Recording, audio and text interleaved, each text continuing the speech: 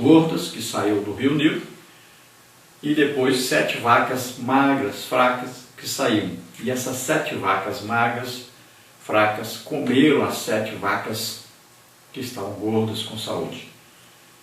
Depois ele teve outro sonho, onde ele viu uma haste, da mesma haste saía 7 espigas cheias e depois saiu 7 espigas incrustadas, secas pelo vento oriental, e os frutos ali todos duros, pequenininhos, mal desenvolvidos. E ele viu que essas espigas mal desenvolvidas, secas, comiam as espigas que tinham um bom alimento. E ele então começa agora a procurar interpretação para esse sonho. Ficou perturbado com isso, mandou chamar os sábios, os astrólogos, todos. Revelem para mim o meu sonho. Ninguém conseguiu revelar. Então o copeiro que estava ali servindo ao rei lembrou-se agora de José. Disse: eita, eu me esqueci de José. Deveria ter falado ao rei, ele pediu para falar, mas vou falar agora. Então fala com o rei, com o faraó: olha, na prisão, quando eu estava lá, e o padeiro também, teve lá um hebreu que revelou o meu sonho e o sonho do padeiro. E aconteceu do jeitinho que ele falou. Então, imediatamente o rei, o faraó, manda chamar José. Então José vai se barbear, vai cortar o cabelo, tudo direitinho, vestir uma roupa decente e vai à presença então de faraó. Lá então, faraó pergunta a ele sobre o sonho e ele então diz que os 2 sonhos, na verdade, têm um significado só.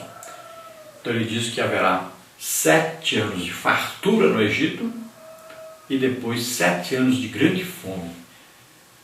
E ele ainda dá para o rei um conselho: olha, Deus está revelando isso porque Deus ama vocês e quer prevenir a vocês do que vai ocorrer no futuro. Então, vocês devem tomar uma medida para evitarem passarem por grande fome.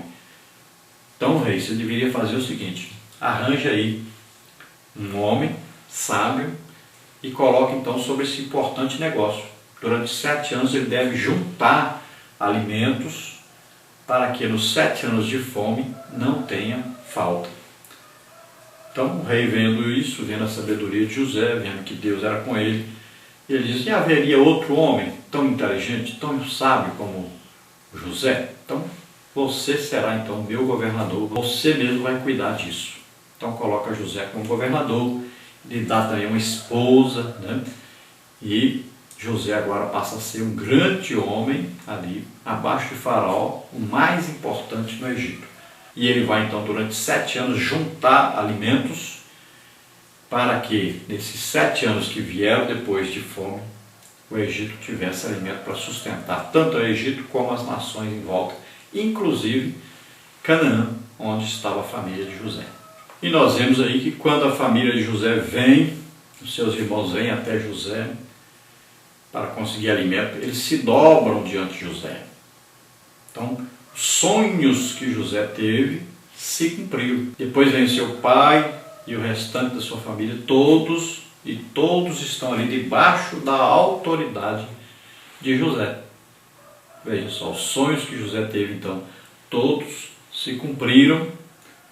José, então, foi usado por Deus para abençoar a nação de Israel, que ficou morando no Egito por muitos e muitos anos e aproveitaram da melhor terra que havia no Egito, que era a terra de Gósen, onde produzia muito alimento, um alimento bonito, bom, de ótima qualidade, o melhor que existia em toda aquela região, todos aqueles países ali em volta. Então eles moraram no melhor lugar que existia na época, através de José. E José, mesmo no final da sua vida, com 110 anos, ele ainda acredita em Deus, sabe que Deus vai levar o seu povo para a terra que ele prometeu, e ele diz para eles: olha, meus ossos vocês vão conservar aqui meu corpo, porque eu quero ser enterrado lá na terra prometida. Quando vocês forem para lá, me levem o meu corpo, porque eu tenho certeza que Deus vai conduzir vocês para lá. Então ele morreu crendo em Deus, com fé em Deus, um homem que teve uma vida pautada na confiança, na perseverança, na fé em Deus, na esperança, na certeza de um futuro onde Deus o abençoaria. Apesar de passar por grandes problemas, ele manteve a sua fé. E mesmo passando por dificuldades, perseguições, aflições, tribulações, tudo isso vai moldar a nossa vida, o nosso caráter, vai moldar a nossa fé, e nós vamos cada dia ficando mais próximos de Deus, confiando mais em Deus. E por mais que passemos por dificuldades, Deus está conosco e Deus está nos guiando a um plano maravilhoso que Ele tem na nossa vida. Vamos então à conclusão que diz: todas as dificuldades pelas quais passamos quando estamos no plano divino são para nos ensinar. Deus preparou o espírito de José para as crises que enfrentaria e para que pudesse desfrutar de uma posição privilegiada no Egito. José não se esqueceu de que Deus estava com ele, não só nas humilhações, mas também quando exaltado diante dos homens. Então nós vimos aí que existia um plano na vida de José, e José foi sendo moldado por Deus para assumir uma grande posição de ser o homem mais importante abaixo de Faraó lá no Egito.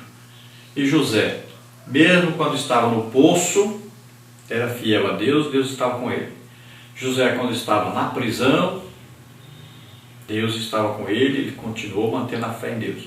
Quando José foi colocado em uma alta posição, olha aí o teste dificílimo, colocado em alta posição, riquezas, né, de governo, de autoridade, né, pessoa de destaque, José continuou fiel a Deus, continuou uma vida íntegra, não se prostituiu, não se corrompeu, então continuou uma vida de fidelidade a Deus, de fé em Deus, e veio a morrer assim, fiel a Deus, acreditando realmente em Deus, tendo fé em Deus, sempre na esperança de um futuro brilhante para o seu povo. Na certa, ele enxergou todo o plano de Deus na sua vida e morreu satisfeito por ter cumprido o plano de Deus integralmente e com fé em Deus. Então, aprendamos com José que nós passamos muitas vezes por problemas, aflições, tribulações, angústias, perseguição, às vezes ciúme das pessoas, às vezes inveja que as pessoas têm, mas temos que enfrentar tudo isso confiantes em Deus, com fé em Deus, nunca perdermos a esperança, sempre confiarmos que um dia nós estaremos para sempre com o Senhor. Glória a Deus, aleluia. Vamos encerrar agora então, vamos orar.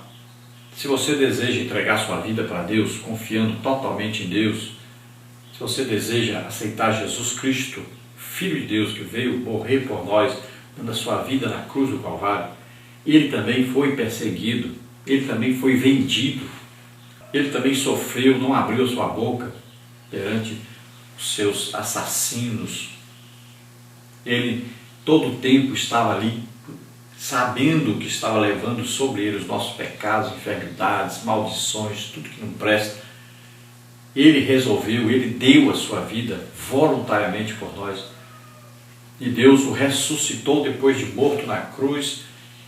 Deus veio com poder, ressuscitou, ele está vivo para sempre. Se você crer que Jesus morreu no seu lugar, se você o aceitar como Senhor e Salvador da sua vida agora, crer que ele ressuscitou, está vivo, então você será salvo. Se você deseja isso, vamos orar agora. Se você está passando por crises, por problemas, acredite, Deus está com você, não se esqueceu de você não, Ele está aí. Tenha fé, acredite que já já a sua vida se tornará bem melhor do que está agora. Deus tem um plano maravilhoso na sua vida. Vamos orar juntos. Pai querido, em nome de Jesus, aqui estão essas vidas diante de Ti, Senhor, recebe-os como os filhos. Pai, perdoa seus pecados. Ó Senhor, ajuda-os a se encontrarem contigo, ajuda-os nessa hora tão importante, que eles se arrependam dos seus pecados e aceitem Jesus Cristo, seu Filho, como único Senhor e Salvador.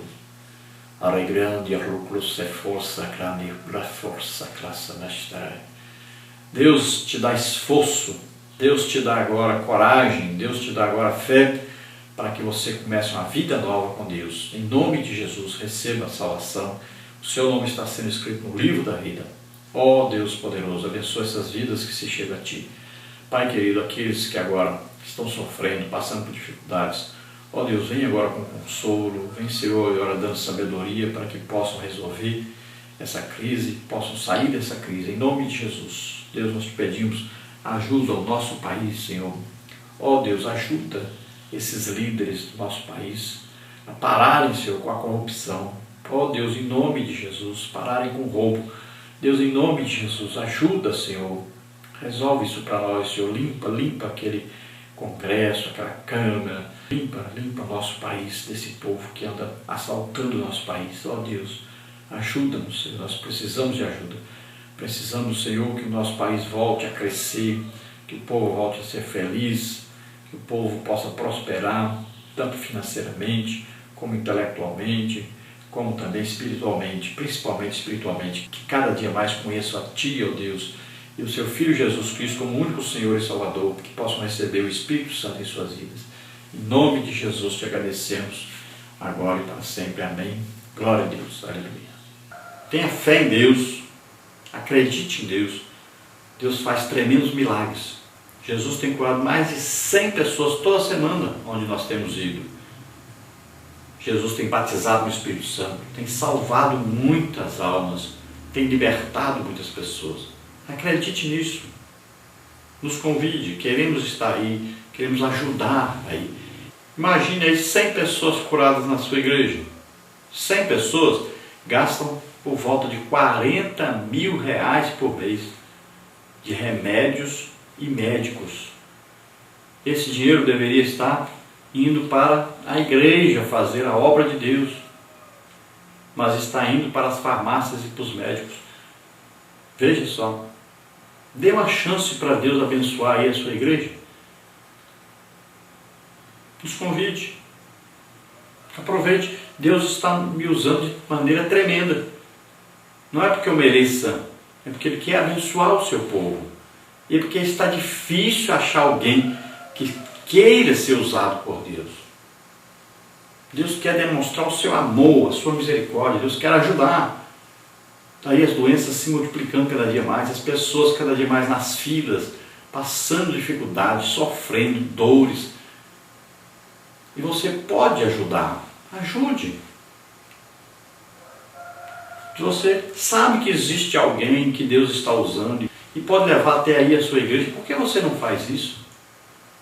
Ajude as pessoas. Tenha amor pelas pessoas. Tenha misericórdia. Veja o sofrimento que essas pessoas estão passando. Nós não vamos aí levar eu para curar ninguém, mas é Jesus, é a presença, é de Deus. Acredite nisso. Imagine, as pessoas vinham de longe até Pedro para vir ali para serem curadas. A Bíblia diz que as pessoas eram colocadas até no caminho onde Pedro passava e a sombra batia na pessoa e a pessoa era curada. Imagine, é bíblico isso. Ninguém estava ali adorando Pedro, não. Ninguém estava adorando Paulo, não. É bíblico isso. Deus usa as pessoas. Você precisa levar as pessoas doentes, enfermas, até onde existe uma pessoa que Deus está usando. Isso é bíblico. Não tem nada a ver com idolatria isso não. Então tome cuidado. Deus pode cobrar de você porque você não está correspondendo ao amor de Deus. Você não está amando as pessoas. Então nós estamos à disposição dos irmãos. Nos convide, nós estaremos aí ajudando, orando por essas pessoas. As igrejas não estão investindo em educação. Mas você seja diferente. Anime. Deus vai te ajudar. Deus vai te abençoar se você quiser abençoar o povo de Deus. Então nosso próximo evento aí, que estaremos, é dia 3 e 4 do mês 12, do mês de dezembro. Nós estaremos aí em Paracambi, no Rio de Janeiro. Simpósio EBD, Evangelismo. Pastor Presidente Ernesto, Pastor Congregacional Denilson, responsável por missões do Valmir, bairro Lages, Rua Romeu Natal, 1027, e o tema aí será Marcos 6,12. Saíram eles. Então marque conosco, temos aí todo o fim de ano vago aí, né, mês de novembro, dezembro, quase todo. Então marque conosco, nós estaremos aí na sua igreja. Também o ano que vem, marque uma data, estaremos aí com você. Temos aí o ano inteiro, com só uma coisa marcada até agora. Então nos convide e nós estaremos aí participando e você vai ver a mudança que Deus vai fazer da sua igreja.